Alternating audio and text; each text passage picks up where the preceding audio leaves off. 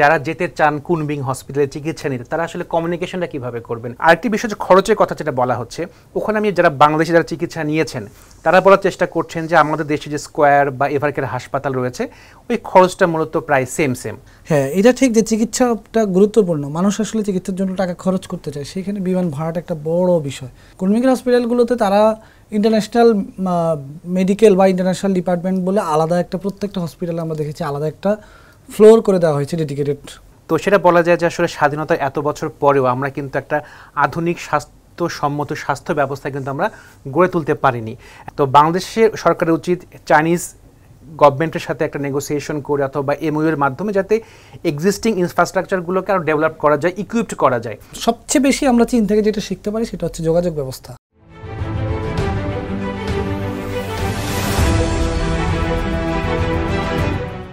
প্রিয় দর্শক, সিএমজি বাংলার বিশেষ আয়োজন সিএমজি সংলাপে আপনাদের সবাইকে স্বাগত জানাচ্ছি। সঙ্গে আছি আমি রাউজায়ে জাবিদা ঐশী। আজকে আমার স্টুডিওতে দুজন অতিথি আছেন, বাংলাদেশের দুজন গণমাধ্যম কর্মী। তারা সম্প্রতি চীন ঘুরে এসেছেন এবং বিশেষ করে চীনের বেশ কিছু হাসপাতাল ঘুরে এসেছেন। আপনারা হয়তো বুঝতে পারছেন আমরা কথা বলবো চীন এবং বাংলাদেশের স্বাস্থ্য খাত সহ আরও বিভিন্ন দিক নিয়ে। আমি আমার দুইজন যে অতিথি আছেন তাদেরকে পরিচয় করিয়ে দিই। আমার ডান পাশে আছেন Ashikin Prince, channel 24-এর senior reporter হিসেবে কাজ করছেন, এবং আমার বাম পাশে আছেন বেলায়েত হোসাইন, এখন টেলিভিশনে আপনি সিনিয়র রিপোর্টার হিসেবে আছেন। আপনাদের দুইজনকেই সিএমজি সংলাপে স্বাগত জানাচ্ছি। আপনারা নিশ্চয়ই ভালো আছেন এবং আপনাদেরকে আমরা স্টুডিওতে পেয়ে কিন্তু আমরা আরও বেশি ভালো আছি। ধন্যবাদ আমাদের আমন্ত্রণ জানানোর জন্য। জি, তো আমরা আসলে যেটি বলছিলাম যে আপনারা সম্প্রতি চীন ঘুরে এসেছেন এবং চীনের বিভিন্ন বিষয় আসলে নিজের চোখে দেখে এসেছেন। আমরা আপনাদের সেই অভিজ্ঞতাগুলোই শুনবো ধাপে ধাপে। আমি যদি একটু শুরুতে আশিকিন প্রিন্সের কাছে আসি, যে আপনারা সম্প্রতি চীন ঘুরে আসার পেছনে আসলে নির্দিষ্ট কিছু কারণও ছিল। আপনারা যে বেশ কিছু হাসপাতাল ঘুরে দেখেছেন এবং চীনের বিভিন্ন যেমন উন্নয়ন বা আধুনিকায়নের অনেক কিছু আপনারা সেটা পর্যবেক্ষণ করেছেন। আপনার জায়গা থেকে আসলে আপনার অভিজ্ঞতাগুলো একটু শুনতে চাই। আসলে আমাদের এই সফরটি ছিল বাংলাদেশ এবং চীনের 50 বছর কূটনৈতিক সম্পর্কের একটি ধারাবাহিকতার অংশ হিসেবে। এই বছরে কিন্তু অনেক পলিটিক্যাল পার্টি থেকেও এই ডিপ্লোম্যাটিক রিলেশনের 50 বছর উপলক্ষে কিন্তু চীন সফর করেছেন। তো তারই ধারাবাহিকতায় আমরা 6 আগস্ট থেকে 9 আগস্ট এই কয়দিন আমরা চীনের ইউনান প্রভিন্সের কুনমিং শহরটি আমরা সফর করেছি এবং সেখানে মূলত আমাদের উদ্দেশ্য ছিল কুনমিং হাসপাতালের বিভিন্ন যে হাসপাতালগুলো রয়েছে সেখানকার চিকিৎসা ব্যবস্থাটা কীরকম, সেখানে বাংলাদেশিদের যাওয়ার কোনো সুযোগ আছে কিনা চিকিৎসা নেওয়ার ক্ষেত্রে, ইভেন যারা চিকিৎসা নিয়েছেন তারা আসলে কতটুকু স্যাটিসফাই হয়েছেন এবং একই সঙ্গে যাতায়াত খরচ বা চিকিৎসা খরচ কীরকম সেই বিষয়গুলো জানার জন্য মূলত আমরা গিয়েছিলাম চীনের আমন্ত্রণে। তো সেই ক্ষেত্রে আমরা মূলত 3টি হসপিটাল ভিজিট করেছি। এর মধ্যে একটি রয়েছে ফার্স্ট অ্যাফিলিয়েটেড হসপিটাল, এটি হচ্ছে সরকারি, আর একটা আছে কুনমিং আই হসপিটাল বেসরকারি, একটা আছে কুনমিং ট্রোজেন হাসপাতাল। তো সেখানে আমরা দেখেছি যে আসলে বাংলাদেশি রোগীরা যাওয়া শুরু করেছেন। আমরাকে যদি বলি যে মার্চ থেকে আগস্ট পর্যন্ত চায়না দূতাবাস বাংলাদেশিদের জন্য 6 শতাধিক ভিসা ইস্যু করেছে, মেডিকেল ভিসা ইস্যু করেছে। তো এর মধ্যে বেশিরভাগই কিন্তু চিকিৎসা নিয়েছেন কুনমিং প্রভিন্সে যে হাসপাতালগুলো রয়েছে সেই হাসপাতালগুলো থেকে। তো আমরা যদি এক বাক্যে বলি যে আসলে বাংলাদেশি যারা চিকিৎসা নিয়েছেন তারা স্যাটিসফাইড কিনা, বলা যায় যে এক বাক্যে বলা যায় যে হ্যাঁ তারা স্যাটিসফাইড। এখন প্রশ্ন হচ্ছে হলো তারা কেন কুনমিং অথবা চীনে তারা সফর করছেন চিকিৎসা নেওয়ার ক্ষেত্রে। আপনাকে যদি বলি যে 5 আগস্টের পরে একটি পট পরিবর্তন হয়েছে। এর আগে আমরা দেখেছি যে বাংলাদেশি রোগীরা পার্শ্ববর্তী দেশে যেতেন চিকিৎসা নিতে, কিন্তু 5 আগস্টের পরে যে ভিসা সংক্রান্ত যে জটিলতা তৈরি হয় ভিসা দেওয়ার ক্ষেত্রে সেটি কিন্তু এখনও চলমান রয়েছে, মেডিকেল ভিসা পাওয়া একটু দুষ্কর হয়ে গিয়েছে। তো সেই ক্ষেত্রে অন্তর্বর্তী সরকার একটি উদ্যোগ নেয় যে চীনের পার্শ্ববর্তী দেশ আমাদের, তো সেখানে আসলে এই সুযোগটা তৈরি করে দেওয়া যায় কিনা। সেখানেই বাংলাদেশি রোগীরা চীনে তারাই যাচ্ছেন যারা বাংলাদেশে অ্যাডভান্স টেকনোলজি চিকিৎসা পাচ্ছেন না অথবা দুরারোগ্য ব্যাধি রয়েছে যে চিকিৎসাটা বাংলাদেশে হয়তো বা করা সম্ভব হচ্ছে না। তো আমরা দেখেছি যে আসলে চিকিৎসা নিতে যাচ্ছেন, অ্যাডভান্স টেকনোলজির তারা চিকিৎসা নিচ্ছেন। আরেকটি বিষয় যে এখন প্রশ্ন হচ্ছে হলো এই খরচটা কীরকম বা যাতায়াত খরচটা কীরকম, ভাষার কোনো জটিলতা আছে কিনা। তো এই বিষয়গুলো নিয়ে হয়তো বা ভবিষ্যতে আমরা আর কথা বলবো আসলে। জি, আপনাকে ধন্যবাদ। আমি আবার আসবো আপনার কাছে।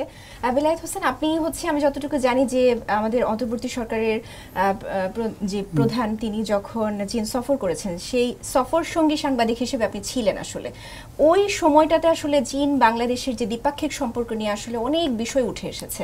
আপনি যদি এই বিষয়গুলো একটু আপনার জায়গা থেকে বলেন। সম্ভবত বেসরকারি টেলিভিশন থেকে একমাত্র আমি চীন সফর কভার করতে গিয়েছিলাম। তো এইটা আমার জন্য বেশ কি বলবো, আমার ক্যারিয়ারের একটা অন্যরকম মাইলফলক ছিল। এবং আমি যদি বলি যে চীনের আমাদের যে প্রধান উপদেষ্টা ডক্টর মোহাম্মদ ইউনূস, তার প্রথম দ্বিপাক্ষিক সফর এটা। সেখানে উনি প্রথমেই চীনের বেইজিংয়ে প্রেসিডেন্টের সঙ্গে বৈঠক করতে যাননি। তিনি প্রথমে গিয়েছিলেন চীনের হাইনান প্রদেশের বও শহরে একটি কনফারেন্স হচ্ছিল। সেই কনফারেন্সে এশিয়ার অনেকগুলো দেশ, বও ফোরাম ফর এশিয়া, এই অনেকগুলো অঞ্চল এবং দেশ মিলে সেখানে অংশগ্রহণ করেছিল। সেখানে গিয়ে আমরা একটা নতুন তথ্য জানলাম যে হাইনান যেই প্রদেশে অনুষ্ঠানটি অনুষ্ঠিত হচ্ছে, সেই প্রদেশেরই প্রাদেশিক সরকারের উপদেষ্টা ছিলেন আমাদের প্রধান উপদেষ্টা। সুতরাং ওই প্রদেশের মানুষের কাছে তিনি ব্যাপকভাবে পরিচিত ছিলেন এবং তার যে 3-0 ধারণা, সেটাও সেখানকার মানুষের মোটামুটি বলা যায় যে অলিতে গলিতে মুখে ছিল। বও শহরের অভিজ্ঞতাটা যদি বলি যে খুবই ছোটোখাটো একটি শহর, দুর্দান্ত একটি শহর, খুবই সুন্দর সাজানো গোছানো একটি শহর। তো সেখান থেকে আমরা বেইজিংয়ে আসতে হয়েছে বিমানে। বেইজিংয়ে আসার পরই মূল আনুষ্ঠানিকতা শুরু হয়েছে, যেটি প্রধান উপদেষ্টার সঙ্গে চীনের প্রেসিডেন্ট শি জিনপিংয়ের সঙ্গে দ্বিপাক্ষিক বৈঠক অনুষ্ঠিত হয়েছে। সেখানে বাংলাদেশ সরকারের উচ্চপদস্থ কর্মকর্তারা ছিলেন, চীন সরকারের উচ্চপদস্থ কর্মকর্তারা ছিলেন। সেখানে অনেকগুলো বিষয় নিয়ে কথা হয়েছে, কোনো একটি বিষয় নিয়ে কথা হয়নি। আপনি শুরু করেছেন মেডিকেল দিয়ে, সেখানে স্বাস্থ্য বিনিময়ের কথা হয়েছে, সেখানে অনেক ইন্টারেস্টিং বিষয় নিয়ে কথা হয়েছে, সাহিত্য বিনিময় নিয়ে কথা হয়েছে। চীনের সাহিত্যগুলা বাংলা ভাষায় অনুবাদ করা হবে, বাংলা সাহিত্যগুলা চীনা ভাষায় অনুবাদ করা হবে, এইটা নিয়ে কথা হয়েছিল।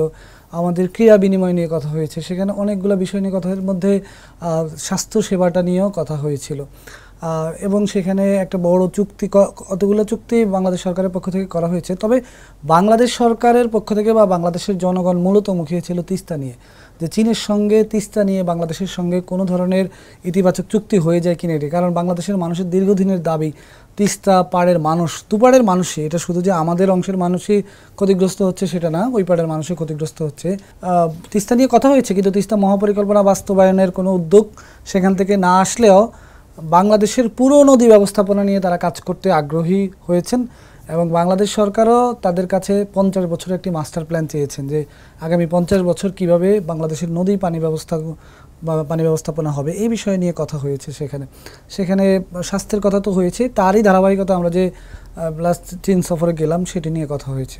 জি, ওই বিষয়ে যদি একটু জানতে চাই যে আপনি যখন দ্বিতীয়বার আবার হাসপাতালগুলো ভিজিট করলেন, তখন আপনার কি মনে হয়েছে?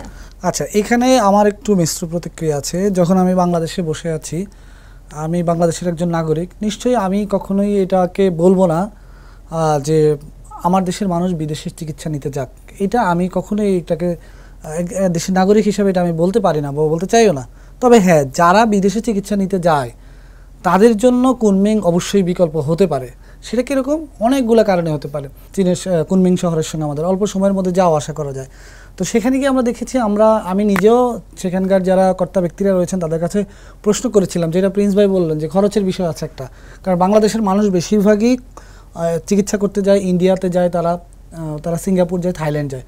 আমি তাদের কাছে প্রশ্ন করেছিলাম যে আসলে এই যে 3টি দেশ, এই দেশগুলোতে যে বাংলাদেশের মানুষরা যায়, তারা যদি সেই দেশগুলো বাদ দিয়ে আপনার এখানে চিকিৎসা নিতে আসে, তাহলে তাদের লাভ কি? চিকিৎসা খরচটা কমবে কিনা? তো সেটার সরাসরি উত্তর বলতে তারা যেটা বলেছে যে আসলে এটা চিকিৎসা অনুযায়ী এটা নির্ভর করে যে কোন চিকিৎসার খরচ কেমন। তবে তারা যেটি বলেছে যে সম্ভবত তাদের কথা থেকে এতটুকু স্পষ্ট হয়েছে যে থাইল্যান্ডের থেকে কিছুটা কমে চীনের চিকিৎসা হয়। আরেকটি বড় বিষয় হচ্ছে যে তাদের প্রত্যাশা বা তাদের অনেকের সঙ্গে কথা বলে যেটা জানলাম যে ইন্ডিয়ায় গেলে অনেক স্ক্যামের শিকার হওয়ার সুযোগ থাকে। কুনমিং শহরে যেই হসপিটালগুলো আছে সেখানে এই ধরনের কোনো ধরনের স্ক্যামের শিকার না হওয়ার সম্ভাবনাই বেশি। অবশ্যই আমি চাই বাংলাদেশে এরকম সুন্দর হসপিটালগুলো তৈরি হোক। এবং আমি যতদূর জানি যে চীনের সঙ্গে কিন্তু চিকিৎসা বিনিময়ের যে আলোচনাটা আছে, সেখানে বাংলাদেশে তারা এই ধরনের হসপিটাল করারও উদ্যোগ নিচ্ছে। সেটাই সবচেয়ে বেশি আমাদের জন্য লাভজনক হবে। ভিসা, তারা বলছে যে ভিসা সহজ করে দিবে এখানে অনেক বড় একটা বিষয় হচ্ছে ভাষার জটিলতা। সেখানে আমাদের দেশের অনেকগুলো ছাত্রছাত্রীরা আছেন, তারা সেখানে পড়াশোনা করছেন, তাদেরকে দোভাষী হিসাবে কাজ করানো যায় কিনা সেটা অনেকে করছেনও, সেটার একটা ব্যাপার আছে। প্রিন্স ভাই প্রশ্নটা করেছিলেন প্রেসক্রিপশন ইংরেজিতে, প্রেসক্রিপশনটা তারা চীনা ভাষায় লেখে, তো প্রেসক্রিপশনটা ইংরেজিতে লিখবে কিনা, কারণ পরে যদি বাংলাদেশের কোনো ডাক্তারের কাছে এসে তার চিকিৎসা কন্টিনিউ করতে হয়, এই অনেক বিষয় আছে, আলোচনার দাবি রাখে। তবে তাদের যে স্বাস্থ্য ব্যবস্থার সিস্টেম আমি দেখলাম, সেটা নিঃসন্দেহে বলবো যে অনেক বেশি অসাধারণ, এটা বলার অপেক্ষাই রাখে না। তাদের যেই আমরা মেশিনারিজগুলো দেখলাম, তাদের যেই, এবং বাংলাদেশের যে সমস্ত রোগীদের সঙ্গে কথা বললাম, তাদের ফিডব্যাকও ভালো ছিল। তারা বলছে যে এখানে এসে তারা খুব ভালোভাবে চিকিৎসা নিতে পারছেন। জি, আবার আসবো বেলায়েত হোসেন। আপনি যেটা বলছিলেন একটু আগে যে আপনি খরচ, তারপরে আরও আসলে সাধারণ মানুষের জায়গা থেকে যদি একটু বলি, সাধারণ মানুষ কিন্তু যারা চীনে যেতে চান চিকিৎসা নেওয়ার জন্য, তাদের এরকম কিছু প্রশ্ন থাকে আমাদের কাছে কমন, যে কিভাবে আসলে যাওয়া যায়, যাওয়াটা কতটা সহজ হতে পারে, কিভাবে আমরা আসলে তাদেরকে রিচ করতে পারবো, কেমন খরচ হতে পারে, তাদের ট্রিটমেন্ট আসলে কেমন, এই যে বিভিন্ন রকম শঙ্কা। যেমন বেলায়েত হোসেন বলছিলেন যে সেখানে নিশ্চয়তার একটা ব্যাপার আছে, যেমন ওখানে ভুল ট্রিটমেন্ট না হওয়ার একটা ব্যাপার আছে, বা নিরাপত্তার একটা ব্যাপার আছে। এই জিনিসগুলো থেকে মানে নিশ্চয়তাটা পাচ্ছেন তারা, সেখান থেকে নিশ্চিত করছেন। তো আপনার জায়গা থেকে আসলে আমি এই বিষয়গুলো একটু জানতে চাই। জি, আসলে বাংলাদেশের মানুষ চিকিৎসার জন্য ইন্ডিয়া, থাইল্যান্ড, সিঙ্গাপুর বা এখন চীনে যাচ্ছে কিসের জন্য? তো সেটা বলা যায় যে আসলে স্বাধীনতা এত বছর পরেও আমরা কিন্তু একটা আধুনিক স্বাস্থ্যসম্মত স্বাস্থ্য ব্যবস্থা কিন্তু আমরা গড়ে তুলতে পারিনি। সেই কারণে মূলত মানুষগুলো চিকিৎসার জন্য, উন্নত চিকিৎসার জন্য পার্শ্ববর্তী দেশগুলোতে যাচ্ছে। বিলাত যেটা বললো যে অবশ্যই একজন নাগরিক হিসেবে আমিও চাইবো না যে আমার দেশের রোগীরা অন্য কোনো দেশে চিকিৎসা নিতে যাক, কিন্তু তারা কিন্তু বাধ্য হয়ে যাচ্ছে। সেই অ্যাডভান্স টেকনোলজির কথা যেটা বলা হচ্ছে, সেটা কিন্তু বাংলাদেশের গুটি কয়েকটা হাসপাতালে রয়েছে। সব সরকারি হাসপাতালে কিন্তু সেই ব্যবস্থাগুলো নেই। আবার ইভেন যে হাসপাতালগুলোতে আধুনিক টেকনোলজির মেশিনারিজগুলো আছে, সেটি চালানোর জন্য ম্যান পাওয়ার নেই, ফলে অকেজ অবস্থাতে কিন্তু সেই দামি দামি ইনস্ট্রুমেন্টগুলো পড়ে আছে। তো এই জায়গা থেকে মূলত মানুষগুলো চাচ্ছে যে একটু ভালো ট্রিটমেন্টের জন্য পার্শ্ববর্তী দেশগুলোতে যাচ্ছে, সেখানে কুনমিং একটি ভালো একটা অপশন। তো সেই ক্ষেত্রে আসলে যে ব্যারিয়ারগুলোর কথা আছে, এর মধ্যে অন্যতম একটা ব্যারিয়ার হচ্ছে ল্যাঙ্গুয়েজ ব্যারিয়ার, আর একটি ব্যারিয়ার হচ্ছে খাবার দাবারের ব্যারিয়ার, আর একটা বিষয় হচ্ছে হলো যাতায়াতের একটা ব্যারিয়ার। সপ্তাহে প্রতিদিনই যাচ্ছে, একটা ফ্লাইট যাচ্ছে, একটা ফ্লাইট আসছে। তো যদি এই ফ্লাইটের ফ্রিকোয়েন্সি যদি বাড়ানো যায়, তাহলে তো প্লেন ফেয়ারটা কমে আসবে। আরেকটি বিষয় হচ্ছে হলো খাবারের বিষয়টা। চায়না একটা ধরনের কালচার বিলং করে, বাংলাদেশ একটা রকমের কালচার বিলং করে। তাদের খাবারের টেস্ট ফ্লেভার অন্যরকম, আমাদের খাবারের টেস্ট ফ্লেভার অন্যরকম। তো এই জায়গা থেকে যখন একজন রোগী যখন ওখানে যাবেন, আসলে প্রথমেই সে যখন দেখবে, ওরা কিন্তু খাবারের মেবি একটা ফ্লেভার ইউজ করে, তো এই ফ্লেভারটা যখন একজন রোগী অথবা বাঙালি দেখবে, সে কিন্তু প্রথমে একটু নাক সিটকাবে। তো সেই জায়গা থেকে এটা অনেক বড় একটা ব্যারিয়ার। তো সেই জায়গা থেকে আমরা দেখেছি যে আমরা যে হসপিটালগুলো ভিজিট করেছি, সেখানে দেখেছি যে তারা বাংলা খাবার এটা প্রচলন করার চেষ্টা করছেন। ইভেন ওখানে যারা বাংলাদেশি ভাষাভাষী আছেন, বাংলাদেশি যারা আছেন, তারা ক্যাটারিংয়ের মাধ্যমে যাতে রোগীদের খাবার দিতে পারেন, সেই ব্যবস্থাটা কিন্তু করা হচ্ছে। ইভেন ওখানে কিন্তু বাংলা রেস্টুরেন্ট করার একটা প্রক্রিয়া হয়তো বা হাসপাতাল কর্তৃপক্ষ শুরু করেছে, যেটা আমার তারা বলেছেন। এখন ল্যাঙ্গুয়েজ ব্যারিয়ার, এটা আমার কাছে মনে হচ্ছে সবচেয়ে বড় ব্যারিয়ার। আপনি যখন একজন ডক্টরের কাছে যাবেন, ডক্টর কিন্তু আপনাকে জিজ্ঞেস করবে, আপনার রোগের হিস্ট্রিটা নিতে চাইবে। তো আমার কাছে মনে হয় না যে আসলে আমি কথা বলে, ডক্টরের সাথে কথা বলে যে স্মুথলি যেভাবে আমি কথাটা ব্যক্ত করতে পারবো, থার্ড পার্টি দিয়ে যাওয়া কিন্তু একটু অডি মনে হয় অথবা অসম্ভব মনে হয়। তো সেই ক্ষেত্রে এটা তারা চেষ্টা করছে বাংলা ভাষাভাষী যারা স্টুডেন্ট রয়েছেন তাদেরকে দোভাষী হিসেবে ইউজ করে যাতে এই সমস্যাটা কাটানো যায়। তো কাটানো যাবে কি যাবে না সেটা ভবিষ্যতে বলে দেবে। আরেকটি বিষয় প্রেসক্রিপশনের যে বিষয়টা বিলাত যেটা বললো, এখনও কিন্তু প্রেসক্রিপশনে চাইনিজ ভাষাতে দেওয়া হচ্ছে। তো সেই ক্ষেত্রে একটা প্রস্তাব করা হয়েছিল বাংলাদেশের পক্ষ থেকে, যাতে প্রেসক্রিপশনটা ইংলিশে ট্রান্সলেট করে দেওয়া হয়। তখন তারা বলেছেন যে তারা বিষয়টি তারা বিবেচনা করবেন। তো এখন প্রশ্ন হচ্ছে হলো যে চাইনিজ যে টেকনোলজি যেটা আছে, যে মেধা আছে, জ্ঞান আছে, সেটা বাংলাদেশে ইমপ্লিমেন্ট করার কোনো সুযোগ আছে কিনা। অবশ্যই আমি বাংলাদেশ হিসেবে চাইবো যে বাংলাদেশের এরকম একটা টেকনোলজি বেসড আধুনিক স্বাস্থ্যসেবা হাসপাতালগুলো গড়ে উঠুক। তো বিলাত যেটা বললো যে হাসপাতাল করার একটা চিন্তাভাবনা আছে চাইনিজ সহযোগিতায়। ইভেন আমাদের যে এক্সিস্টিং যে ক্যাপাসিটি রয়েছে, ক্যাপাবিলিটি রয়েছে, এইটাই কিন্তু ডেভেলপ করা যায়। তো বাংলাদেশের সরকারের উচিত চাইনিজ গভর্নমেন্টের সাথে একটা নেগোসিয়েশন করে অথবা এমওইউ এর মাধ্যমে যাতে এক্সিস্টিং ইনফ্রাস্ট্রাকচারগুলোকে আরও ডেভেলপ করা যায়, ইকুইপড করা যায়। তো সেই জায়গা থেকে কিন্তু এখনও সুযোগ রয়েছে যে আমাদের স্বাস্থ্যসেবাটাকে আরও উন্নত করার জন্য। আমরা যদি চাইনিজ সহযোগিতা পাই, সহযোগিতা নেই, তাহলে অবশ্যই আমরাও অ্যাডভান্স টেকনোলজির যে ইনস্ট্রুমেন্ট যেগুলো আছে সেগুলোতে আমরা সেবা করতে পারবো, কোনো সমস্যা হবে না। কিন্তু বেলাতের সাথে আমি একমত যে আসলে Kunming is a good option যারা যেতে চান। এটা পেশেন্টের উপর নির্ভর করবে। যেমনটা আপনি বলছিলেন যে এই সমস্যাগুলো আছে, পাশাপাশি কিন্তু সম্ভাবনা একটা পথ আছে। যৌথভাবে এই সমস্যাগুলো কিভাবে কাটানো যায় এটা নিয়ে কিন্তু তারা বিভিন্নভাবে কাজ করছে। তারা কিন্তু বাংলাদেশে আসলে এসে বাংলাদেশে ট্রিটমেন্ট কিভাবে করানো যায় বা হাসপাতাল তৈরি বা এই যে তাদের আধুনিক প্রযুক্তি, এই আধুনিক প্রযুক্তিকে কিভাবে আসলে বাংলাদেশেও বাস্তবায়ন করা যেতে পারে, ওই বিষয়গুলো নিয়েও কিন্তু দুই দেশের মধ্যে বিভিন্ন রকম কথা চলছে। যারা যেতে চান কুনমিং হসপিটালে চিকিৎসা নিতে, তারা আসলে কমিউনিকেশনটা কিভাবে করবেন? তো যে 4টি হসপিটালের সাথে বাংলাদেশ গভর্নমেন্টের একটা চীনের সাথে একটা এমওইউ আছে, সেই হসপিটালগুলোতে কিন্তু ইমেইল দেয়া আছে। এখন কেউ যদি চান যে আসলে ওই হসপিটালে চিকিৎসা নিতে যেতে চান, তাহলে তো তার ইমেলের মাধ্যমে তাকে অ্যাপয়েন্টমেন্ট নিতে হবে, প্রয়োজনীয় ডকুমেন্ট তাদেরকে পাঠাতে হবে। পরবর্তীতে তারা ওই ডকুমেন্টগুলো অ্যানালাইসিস করবেন, অ্যানালাইসিস করার পরে তারা একটা মেডিকেল সার্টিফিকেট অথবা ইনভাইটেশনটা দিবেন। ওই ইনভাইটেশনটা নিয়ে অ্যাম্বাসিতে তারা সাবমিট করবেন প্রয়োজনীয় ডকুমেন্ট সহ। আরেকটি বিষয় যে খরচের কথা যেটা বলা হচ্ছে, ওখানে আমি যারা বাংলাদেশে যারা চিকিৎসা নিয়েছেন তারা বলার চেষ্টা করছেন যে আমাদের দেশে যে স্কোয়ার বা এভারকের হাসপাতাল রয়েছে ওই খরচটা মূলত প্রায় সেম। এখন প্রশ্ন হচ্ছে রোগীর চিকিৎসা ব্যয়টা নির্ভর করবে আসলে তার কীরকম ডায়াগনোসিস লাগছে, কোন রোগের জন্য সে চিকিৎসা নিতে যাচ্ছে, তার উপরে কিন্তু খরচটা নির্ভর করবে। শুধুমাত্র কুনমিং কেন্দ্রিক স্বাস্থ্য ব্যবস্থা নিয়ে কিন্তু আমরা বলছি, কিন্তু আমরা সম্প্রতি দূতাবাস থেকে কিন্তু জানতে পেরেছি যে চীনের সব ধরনের হাসপাতালই কিন্তু বাংলাদেশি রোগীদের জন্য উন্মুক্ত করে দেওয়া হয়েছে। এই বছরের শেষ নাগাদ প্রত্যাশা আছে যে 4 থেকে 5,000 বাংলাদেশি তারা চিকিৎসা নিতে যেতে পারবেন, সেই সুযোগটা তৈরি হবে।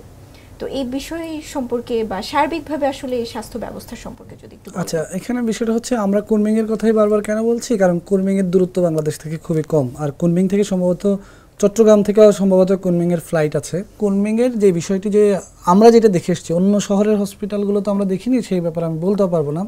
কুনমিং এর হসপিটালগুলোতে তারা ইন্টারন্যাশনাল মেডিকেল বা ইন্টারন্যাশনাল ডিপার্টমেন্ট বলে আলাদা একটা, প্রত্যেকটা হসপিটালে আমরা দেখেছি আলাদা একটা ফ্লোর করে দেওয়া হয়েছে ডেডিকেটেড বিদেশিদের জন্য। সেইটা আমার কাছে একটু ব্যতিক্রমী লেগেছে যে সেখানে কোনো চাইনিজ নাগরিক বা চীনা নাগরিক সেই ফ্লোরে যায় না, সেই ফ্লোরে চিকিৎসা নিতে যায় না। ভাই একটা কথা বলেছেন যে আসলে ভারতে তো আমি 2,000 টাকা দিয়ে চলে যেতে পারতেছি, এটা বড় ব্যাপার, কিন্তু আমি কুনমিংয়ে কি 2,000 টাকা যেতে পারছি কিনা? হ্যাঁ, এটা ঠিক যে চিকিৎসাটা গুরুত্বপূর্ণ, মানুষ আসলে চিকিৎসার জন্য টাকা খরচ করতে চায়, সেখানে বিমান ভাড়াটা একটা বড় বিষয়। আমরা আমাদের দূতাবাস এবং আমাদের প্রধান উপদেষ্টা প্রেসিংয়ের সঙ্গে যখন আমাদের সংবাদ সম্মেলন হয়েছিল, আমরা কিন্তু এই প্রশ্নটা রেখেছিলাম যে বিমান ভাড়া কমানোর যেই প্রক্রিয়া বা যেই আলোচনা সেটি কিভাবে করা যায়। সেটি যদি হয় তাহলে মানুষ নিঃসন্দেহে কুনমিং শহরের দিকে ঝুঁকবে।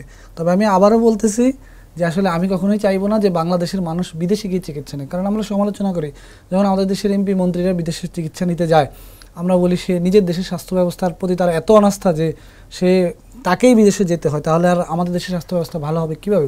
সেই জায়গায় আপনি তো বললেনই, এবং আমরাও জানি চীন বাংলাদেশের কিছু প্রত্যন্ত অঞ্চলে বা কিছু আঞ্চলিক জায়গায় চীন হাসপাতাল করার সিদ্ধান্ত নিয়েছে। যদি সেটি বাস্তবায়ন করা যায় তাহলে এটি হবে বাংলাদেশের জন্য একটি মাইল ফলক। এমনিতেই চীন আমাদের বলা হয় পূবের অকৃত্রিম বন্ধু। তো একটু ইন্টারাপ্ট করি বেলায়েত, আপনি যে বলছিলেন বারবার যে হ্যাঁ বাংলাদেশে যদি এটা হয় তাহলে আরো অনেক বেশি ভালো লাগা তৈরি হবে, এটা ঠিক, কিন্তু এমন কি বিষয় মনে হয় যে না আমার দেশে হচ্ছে এই জিনিসগুলো আসলে ইমপ্লিমেন্ট করা যেতে পারে এবং এই সম্ভাবনাটা আছে আমার দেশেও ওরা চাইলে বা যৌথ সহযোগিতা আসলে এই কাজগুলো করা যেতে পারে? বসবাসের অনুপযোগী। আমি প্রথম গিয়েছিলাম মিশরের কায়রো শহরে, যেই শহরটাকেও আমরা বলছি যে বসবাসের অনুপযোগী। কায়রো শহরটাও কিন্তু ঢাকা শহরের মতো, সেখানেও গুলিস্তানের মতো জায়গা আছে, কারম বাজারের মতো সবজির দোকান আছে, কিন্তু সেই জায়গায় কোনো রিক্সা খুঁজে পাওয়া যাবে না। সেই জায়গায় যখন আমরা চীনের আলোচনা করব, চীন তো মানে আপনি যখন বলছেন কি কি এখানে বাস্তবায়ন করা যায়, ইমপ্লিমেন্ট করা যায়, এখন বলবো যে কি না করা যায়। ঠিক আছে, এখানে যতটাই দেখেছি আমি মুগ্ধ হয়েছি। বিশেষ করে আমি দেখেছি, আমি খাবার অর্ডার দিয়েছি, রোবট এসে খাবার দিয়ে যাচ্ছে। এই আমার কাছে অদ্ভুত লেগেছে যে রোবট এসে কলিং বেল চাপতেছে, খাবার দিয়ে যাচ্ছে, এবং সেটি কোথায়? শহরে। শহর মানে হচ্ছে আমাদের কুড়িগ্রাম, মানে একেবারে প্রত্যন্ত একটি এলাকা, সেখানেও তাদের প্রযুক্তি এত বেশি উন্নত, এবং তারা সম্ভবত আমাদের যেই ওভারব্রিজগুলো আছে এখানে তাদের পায়ে উঠতে হয় না, তাদের লিফট আছে সরাসরি, এসকেলেটারও না কিন্তু লিফট আছে সরাসরি, তারা লিফটে ওঠে। এবং আমি দেখি যে সেখানে মানুষের যেই চলাফেরার যেই নিশ্চয়তা, যে সামাজিক নিরাপত্তা, এটি অত্যন্ত দারুণ। হ্যাঁ, তাদের দেশের অনেক প্রযুক্তিগতভাবে কেউ চাইলেই সেখানে একেবারেই কোনো ধরনের অপ্রীতিকর ঘটনা ঘটাতে পারবে, এটি সম্ভব নয়। কারণ আমি নিজেও দেখেছি যে তাদের দেশের ইন্টেলিজেন্সগুলো কীভাবে কাজ করে। মোটামুটি বাবা মা চাকরি করে, দাদা দাদির বাচ্চাকে নিয়ে ঘুরতে আসছে, যেটি অন্য দেশগুলোতে খুব একটা দেখা যায় না এখন আর। তো এই জায়গাটা আমার খুব ভালো লেগেছে। আরেকটা জিনিস আমার কাছে সবচেয়ে ভালো লেগেছে, যেখানে শহর শেষ সেখানেই শহর শেষ, শহর আর একটু বাড়েনি। আর শহর থেকে যখন আপনি বের হবেন তখন আপনার মনে হবে যে রাস্তাঘাটগুলো ছাড়া বাকিটা আপনি বাংলাদেশেই আছেন। সেই সুপারি গাছ, সেই নারিকেল গাছ, সেই আম গাছ, এরকমই। এবং আমি শহর থেকে যখন আমি এয়ারপোর্টে আসছিলাম, প্রায় 150 কিলোমিটার দূরে, এয়ারপোর্টে আসতে আসতে যে অলিগলি রাস্তা দিয়ে আমি ঢুকেছি, পুরো রাস্তাটাকে আমার বাংলাদেশি রাস্তার মতো মনে হয়েছে। সুপারি গাছগুলা, নারকেল গাছগুলা, আম গাছ, নানা ধরনের গাছ। তো আমার কাছে মনে হয় চীনের আরেকটা বিষয় আমি বলতে ভুলে গেছি, যে আমাদের সবচেয়ে বেশি আমরা চীন থেকে যেটা শিখতে পারি সেটা হচ্ছে যোগাযোগ ব্যবস্থা, আমাদের যে ট্রান্সপোর্ট সেটা। কারণ এইখানে তারা এত বেশি বিপ্লব ঘটিয়ে ফেলেছে, যেটা সারা পৃথিবীতেই বিপ্লব ঘটেছে। আমি বলবো যে কয়েকশো বছর পিছিয়ে আছি আমরা। যে কেউ একজন এইখান থেকে আমি আমার বাসায় যাব, এখান থেকে একদম আমার বাসাটা একটা ভিতরের এলাকার একটা চিপা গলিতে ধরেন, সে চাইলে এখান থেকে একটা বাইক নিয়ে নিজের মতো করে চালায়া আমার বাসার সামনেই বাইকটা ফেলে দিয়ে রাখতে পারবে, কোনো সমস্যা নেই। আবার সেখান থেকে আরেকজন নিয়ে যাবে। আপনি দেখেন, চিন্তা করেন, সাইকেলও একইভাবে। আপনি আমার দেশে কিনে আমি এই নিরাপত্তাটা পাবো? বাইককে 3-4টা তালা মেরে আমি কোথাও রেখে দিতে পারবো? এই জায়গাটা অনেক গুরুত্বপূর্ণ আর কি। উনি যে বিষয়গুলো নিয়ে বলছিলেন, হয়তো ছোট করে আমি এই জিনিসটা আপনার কাছ থেকেও শুনতে চাইবো, কিন্তু তার আগে আমি একটু জানতে চাই যে আমরা জানি যে রিহেব সেন্টার উদ্বোধন করা হয়েছে ঢাকায়। আপনি হয়তো বা জেনে থাকবেন যে এই রিহেব সেন্টারটা জুলাই অভ্যুত্থানের পরে আসলে অনেক দাবির ব্যাপার ছিল। তো সেই প্রেক্ষিতে এইটার উদ্বোধনে আমরা জানতে পারলাম যে 62টার মতো রোবট চীন থেকে এসেছে, এবং এই যে ব্যবহার তাদের এগুলো মেনটেন করার জন্য বা প্রশিক্ষণ দেওয়ানোর ক্ষেত্রে চীনের সব ধরনের সহযোগিতা এখানে ছিল। শুধুমাত্র এই সহযোগিতা না, যে রংপুরে যে মেডিকেল করার যে একটা চিন্তা ভাবনা, ওইখানে কিভাবে তারা শুরু করবে সেটি নিয়েও কিন্তু কাজ চলছে। তো এই সার্বিকভাবে আসলে কি মনে হয়, যে রিহেব সেন্টারটা নতুন করে উদ্বোধন হলো বা নতুন আরেকটা মেডিকেল হতে যাচ্ছে, এই সব কিছু মিলিয়ে যে সহযোগিতার দ্বারগুলো খুলছে এবং বাড়ছে তাদের সাথে কার্যক্রম? আমি একটু বলি যে আমাদের যে ডক্টর যারা আছেন তারা কিন্তু ওয়ার্ল্ড ক্লাস ডক্টর।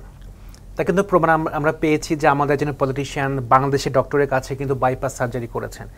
ইভেন একই সঙ্গে একজন ডক্টর যিনি কিডনি প্রতিস্থাপনের মাইলফলক স্থাপন করেছেন। এরকম কিন্তু অহরহ ডাক্তার আমাদের কাছে আছে। কিন্তু প্রশ্ন হচ্ছিল যে আমার যে ম্যানেজমেন্টটা, সে ম্যানেজমেন্টে দুর্বলতা আছে।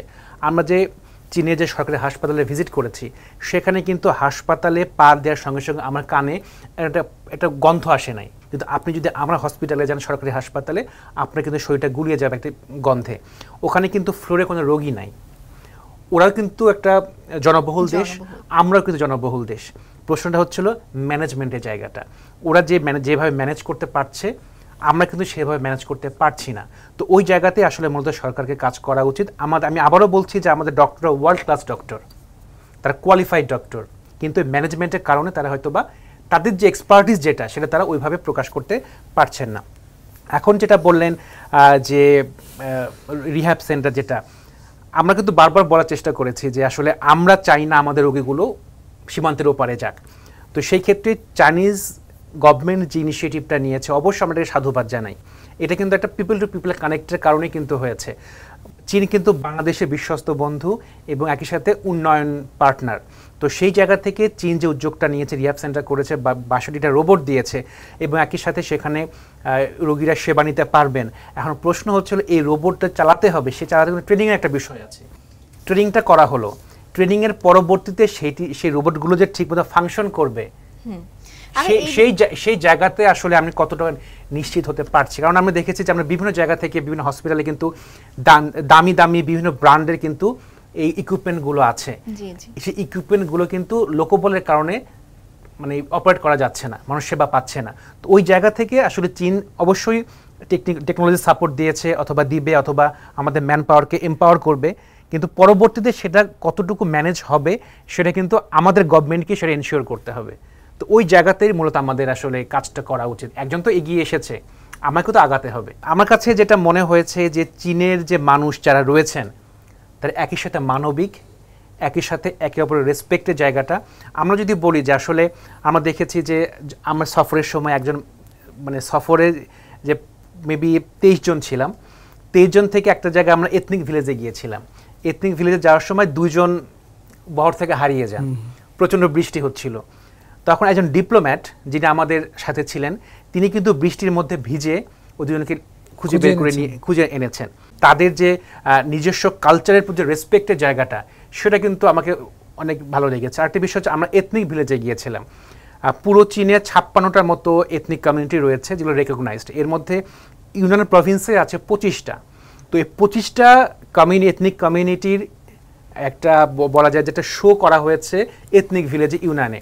তো সেক্ষেত্রে সেখানে আমি দেখেছি যে ওই 25টা এথনিক কমিউনিটি তাদের নিজস্ব কালচার যেটা রয়েছে, খাবার, নাচ, গান, পোশাক, তারা কিভাবে কথা বলে, সব কিছুই কিন্তু তারা শো করছে। অর্থাৎ বিশ্বকে তারা জানাচ্ছে যে আমারও কথা বলার অথবা আমারও যে আমার যে জাতিসত্তা আছে, আমার যে কালচার আছে সেটা কিন্তু বিশ্বকে জানাচ্ছে। কিভাবে জানাচ্ছে? বিভিন্ন দেশের ট্যুরিস্টরা কিন্তু সেখানে যাচ্ছে। সেই জায়গা থেকে আমরা যেটা বলতে চাইবো যে আমার যে হেরিটেজ যেগুলো আছে, আমার যে এথনিক কমিউনিটি যারা আছে তাদের কালচারগুলোকে আমাদের প্রমোট করা উচিত, এতে বিশ্ব জানে যে বাংলাদেশেও কিন্তু এরকম একটা ডাইভার্সিফাই কমিউনিটি আছে।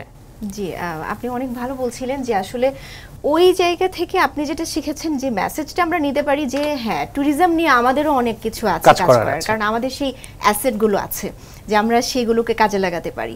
এবং আপনি নিশ্চয়ই এটা দেখেছেন যে তারা তাদের সংস্কৃতিকে রক্ষার জন্য কতটুকু সিরিয়াস, মানে তারা অনেক বেশি ধারণ করে নিজেদের সংস্কৃতিকে। এবং ভাষার কথা আপনি বারবার বলছিলেন, আমার প্রোগ্রাম শুরু হওয়ার আগেও আপনার সাথে যে বিষয়টি নিয়ে কথা হচ্ছিল যে তারা ভাষা, নিজের ভাষাটাকে আসলে কতটা রেসপেক্ট করে। ভাষা তো কালচারের একটা অংশ, কালচারটা চাইনিজ কালচারটাকে তারা সামনে সবসময় প্রমোট করার চেষ্টা করে।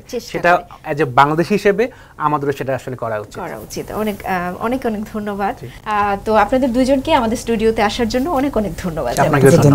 দর্শক, আমরা সিএমজি সংলাপে কথা বলছিলাম 2 জন গণমাধ্যম কর্মীর সাথে। তারা চীন ঘুরে এসে আসলে তাদের চীনের প্রত্যক্ষ অভিজ্ঞতা থেকে তারা বলছিলেন আমাদেরকে নানা বিষয় নিয়ে, এবং চীন এবং বাংলাদেশের দ্বিপাক্ষিক সম্পর্ক, স্বাস্থ্য ব্যবস্থা সহ তাদের উন্নয়ন সহ আরও অনেক বিষয় নিয়ে কথা বলছিলেন। তারা আসলে বলছিলেন যে চীনের প্রাকৃতিক সৌন্দর্য, তাদের যেই সংস্কৃতি, মানবিক মূল্যবোধ এবং মানুষের সাথে মানুষের যে সম্পর্ক, এই নানান বিষয় নিয়ে আসলে তারা বলছিলেন। দর্শক, আমাদের সিএমজি সংলাপে হয়তো নতুন কোনো বিষয় নিয়ে আবার নতুন কোনো অতিথির সাথে দেখা হবে। আজকে এ পর্যন্ত, সবাই ভালো থাকবেন, সুস্থ থাকবেন। আল্লাহ হাফেজ।